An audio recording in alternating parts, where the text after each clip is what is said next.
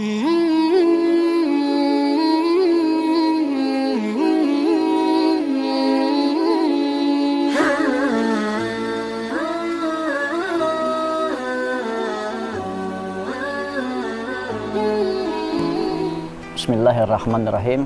Assalamualaikum warahmatullahi wabarakatuh. Hamdan wa syukranillah, wassalatu wassalamu ala rasulillah, amma ba'd. Allahumma salli ala sayyidina Muhammad wa ala ali sayyidina Muhammad. Rabbi shrah li sadri wa yassir li amri wahlul 'uqdatam min lisani yafqahu qawli. Mitra muslim, para YouTuber yang kami hormati dan kami cintai, alhamdulillah pada kesempatan kali ini kita berjumpa kembali lewat channel Satriani Wisata dalam mengkaji kisah tentang para nabi dan pada rasul yang Allah berikan kepada umat manusia. Kali ini kita akan menceritakan masih dengan Nabi Abul Bashar, nabi yang pertama yang diciptakan oleh Allah Subhanahu wa taala, di mana pada episode yang lalu kita ketahui bahwa Nabi Adam alaihissalam diciptakan dalam beberapa fase, yaitu dari bentuk turab, kemudian menjadi tanah atas percampuran debu dengan tanah, atau percampuran debu dengan air menjadi tanah, kemudian tanah menjadi tanah kering, kemudian tanahnya sol-solin berbentuk dan seterusnya, kemudian pada fase yang terakhir ditiupkanlah ruh kepada Nabi Allah Adam alaihissalam. Kemudian kita juga sudah menceritakan bagaimana jin melihat kondisi di mana ada makhluk baru yang akan diciptakan oleh Allah Subhanahu wa taala ini, dan akhirnya jin menemukan satu titik kelemahan dari manusia atau dari ciptaan Allah ini, di mana jin bisa masuk ke dalam rongga daripada jasad yang telah diciptakan oleh Allah Subhanahu wa taala, sehingga jin mengatakan bahwa saya masih bisa menggoda ciptaan yang baru ini, yaitu manusia.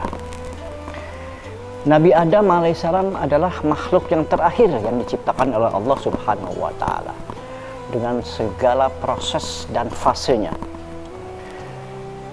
Ada dalam surat Al-Baqarah tentang Nabi Adam alaihissalam. Sebelum Nabi Adam diciptakan, pernah ada dialog antara Allah dengan malaikat dalam Al-Baqarah. Kalau kita lihat di Al-Baqarah ayat 30 sampai 39. Saya mencoba mengambil sebagiannya saja untuk melihat landasan cerita daripada Nabi Allah Adam alaihissalam.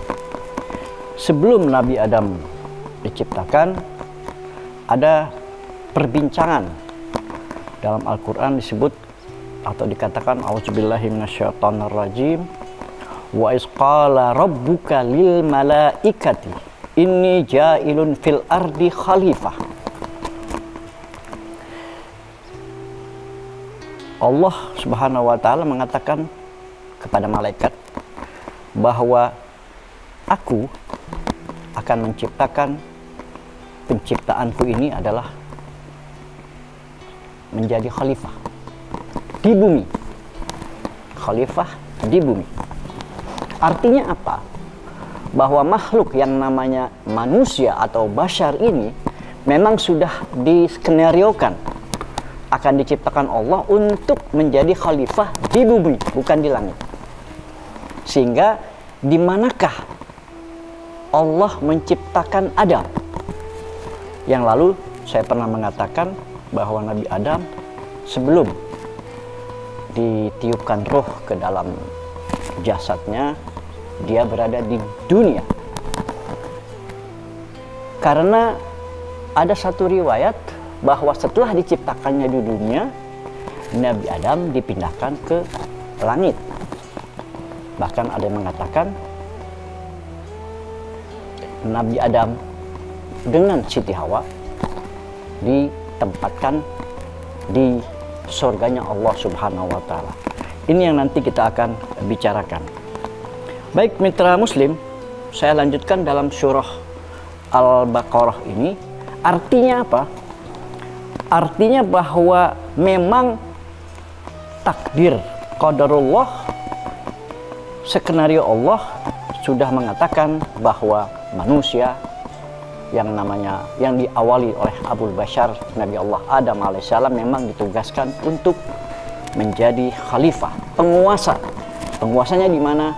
Fil ardi, di bumi.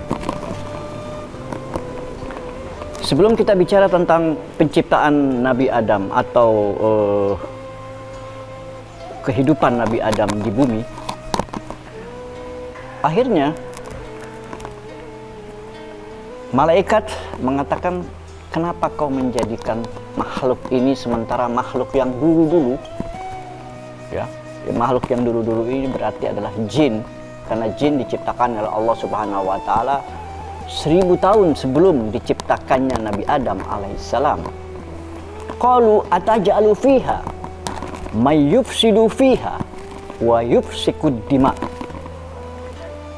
Kenapa Allah engkau akan menciptakan makhluk ini sementara makhluk yang kau telah ciptakan sebelumnya yaitu jin saling bunuh-bunuhan, saling merusak satu sama lainnya, sementara kami malaikat yang kau ciptakan dari cahaya, dari nur, nuqaddisulak, mensucikan kamu, wa nusabbihulak, dan bertasbih, nusabbihulak wa nuqaddisulak, bertasbih mensucikan Allah Subhanahu wa Ta'ala. Apa kata Allah? Lanjutannya, qala inni a'lamu ma la ta'lamun.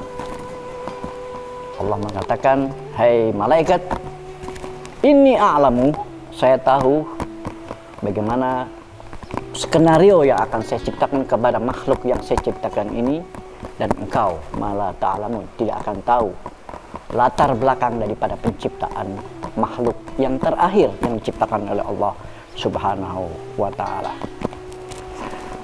Baik, Nabi Adam sudah ditiupkan roh, dan di mana Nabi Adam diciptakannya? Ada yang mengatakan di bumi, karena Nabi Adam alaihissalam nanti akan diperintahkan untuk pergi ke surga. Kenapa Nabi Adam alaihissalam, atau pendapat yang mengatakan Nabi Adam diciptakan oleh Allah Subhanahu wa Ta'ala di bumi? Karena ada ayat yang mengatakan uskun anta wa zaujukal jannah. Hai Adam, kau dan istrimu tinggallah di surga. Ada yang mengatakan Nabi Adam diciptakan di langit, entah di langit yang pertama, kedua, atau ketujuh.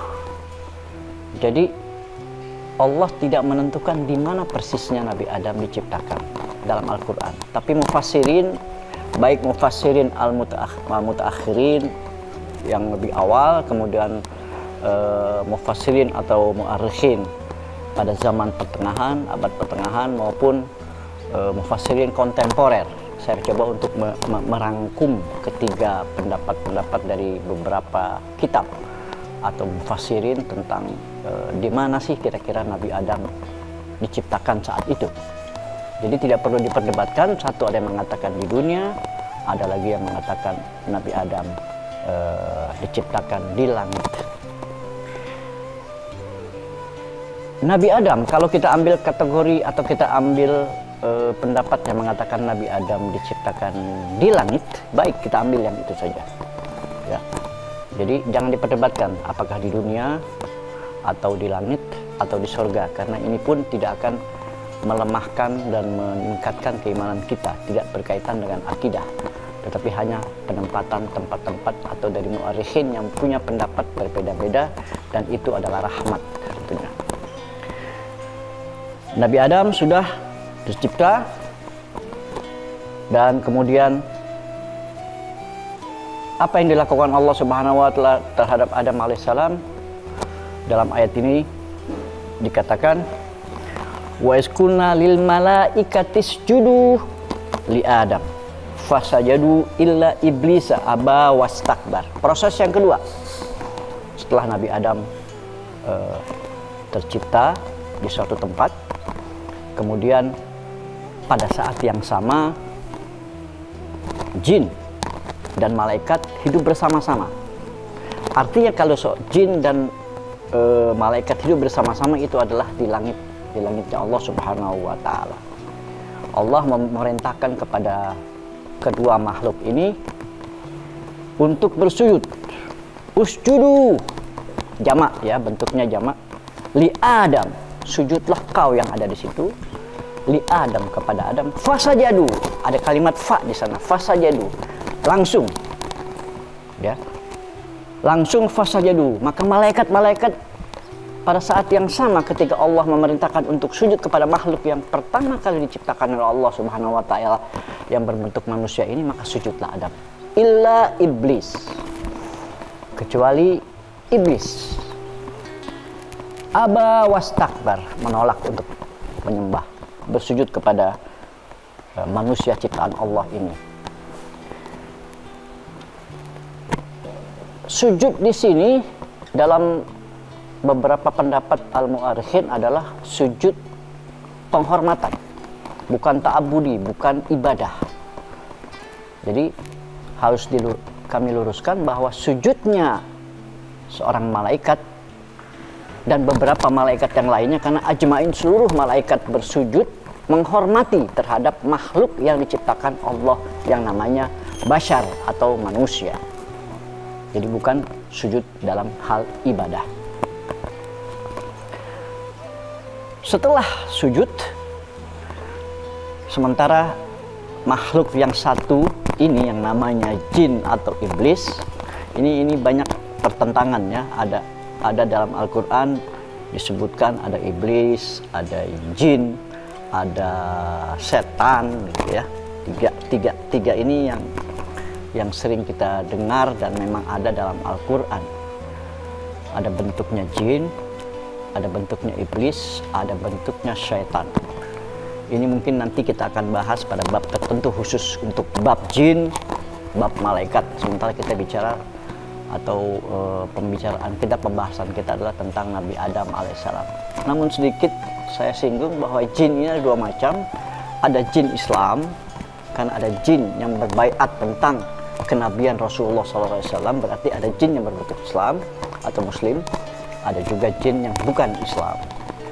Dan biasanya jin yang bukan mukmin, bukan Muslim, tidak beriman kepada Allah adalah disebut iblis. Sifatnya iblis adalah syaitan. Jadi penggabungan daripada jin yang fasik, yang ingkar kepada Allah disebutkan syaitan. Dan manusia pun kadang-kadang kita tahu bahwa manusia juga bisa disebut syaitan kalau memang dia melakukan perlakuan atau tata keramanya, akhlaknya mengingkari akan Allah Subhanahu wa Ta'ala. Tapi baik, kita singkirkan jin, iblis atau setan pada tempatnya. Nanti kita akan bahas pada waktu yang lain. Kita kembali ke Nabi Adam alaihissalam. Langkah yang dilakukan yang kedua setelah Allah menurunkan Adam atau menciptakan Adam di suatu tempat, maka wa'allama Adamal asma'a kullaha. Allah Subhanahu wa Ta'ala setelah meniupkan roh kepada Adam, pada saat yang sama Allah juga mengajarkan, mendidik, menginformasikan kepada Adam al-asma'a kullaha, nama-nama yang ada di seluruh alam jagat ini. Jadi setelah menjadi khalifah di bumi, kemudian Allah mengajarkan tentang nama-nama yang pada saatnya nanti Nabi Adam akan menemui dan menjumpai, baik penemuannya nanti di surga maupun di dunia. Nama gunung, nama malaikat semua, nama setan, nama semua makhluk yang Allah ciptakan, otomatis Adam telah menerima pelajaran itu langsung dari Allah Subhanahu wa Ta'ala. Jadi Allah yang meniupkan ruhnya sendiri kepada Adam, Allah yang mengajarkan Adam sendiri tentang nama-nama yang ada di jagat raya ini. Tangga kedua. Setelah Allah mengajarkan Adam tentang nama-nama, jadi ada 3 proses yang sudah kita lalui. Adam sebagai khalifah, sebagai penguasa di bumi, kemudian Adam sebagai makhluk yang disembah atas perintah Allah, disembah oleh malaikat. Yang ketiga, Adam langsung diberikan diajarkan tentang nama-nama yang ada di alam dunia ini. Kita jangan bertanya bagaimana cara Allah mengajarkan Adam tentang nama-nama itu, bukan fak kita untuk mendalami. Karena Allah bisa saja melakukan sesuatu kepada makhluknya, kun fayakun, bisa saja jadi. Seperti kalau kita lihat kisah Nabi Musa dengan Bani Israel saat itu, Allah menurunkan salwa wal manna, diturunkan secara sekaligus untuk memberikan makanan kepada Bani Israel yang pada saat itu lari daripada cengkeraman Fir'aun di Mesir. Itu salah satu contoh. Jadi Allah mengajarkan Adam yaitu nama-nama yang ada di dunia ini. Baik, mitra Muslim, sampai di sini dulu perbincangan kita, pembahasan kita tentang Nabi Adam. Dan insya Allah pada episode berikutnya kita akan mendalami lagi bagaimana selanjutnya setelah Nabi Adam diturunkan atau diciptakan di suatu tempat, bisa dikatakan di dunia atau di samawat, di langit dan di surga.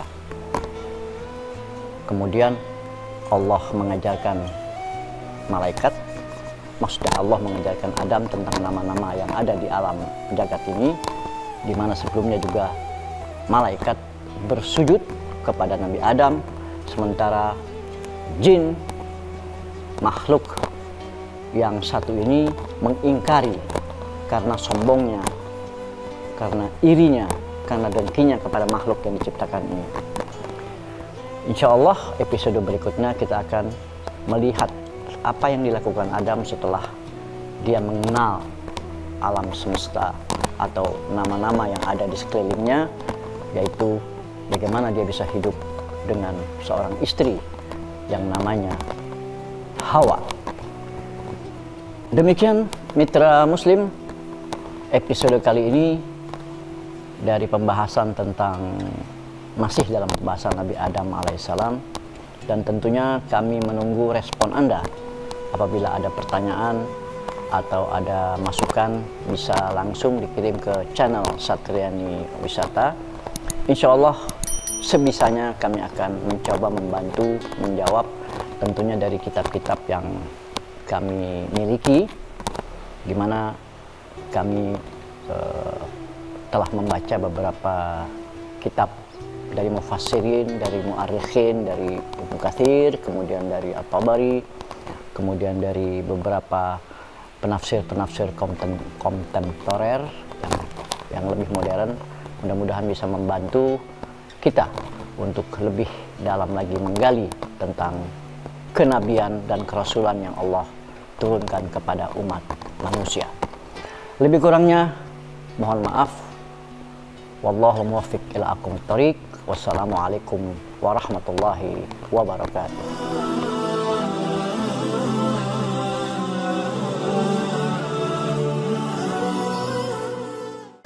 Nabi Adam terbangun dan terkejut melihat di depannya ada satu bentuk yang menyerupai tapi berbeda jenis. Ana imro'atun, saya seorang wanita. Khuldi itu adalah artinya keabadian, dan yang menamakan khuldi ini adalah bukan Allah tetapi jin. Yang jelas Allah menurunkan derajat daripada jin.